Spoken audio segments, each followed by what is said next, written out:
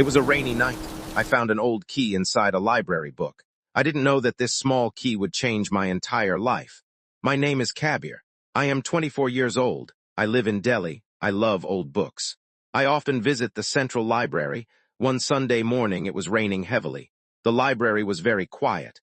I was searching for a history book on the top shelf. It was too high. Suddenly, a girl came near me. She was holding an umbrella. She smiled and said, "Let me help you." She was tall, so she reached the book easily. I said, "Thank you so much." She replied, "My name is Meera. I love history too." I sat down and opened the old book. Meera sat at the next table. When I turned page number 50, something fell out of the book. It was a small, golden key. It looked very beautiful and very old. I picked it up. Meera looked at the key and her face went white. She stood up quickly. She whispered, "This key, it belongs to my grandfather." I was surprised. I asked, "How is that possible? This is a library book." Before she could answer, her phone rang. She looked scared. She said, "I have to go right now." She ran out of the library into the rain. She forgot her notebook on the table. I called her name, Meera, Meera, but she was gone. I opened her notebook. There was an address written on the first page, House number 12, Old Lane.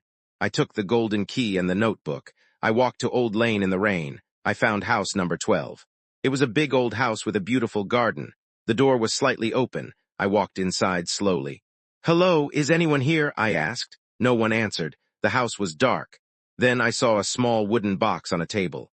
The box had a small keyhole. My hands started shaking. I put the golden key into the box. It turned perfectly. Click.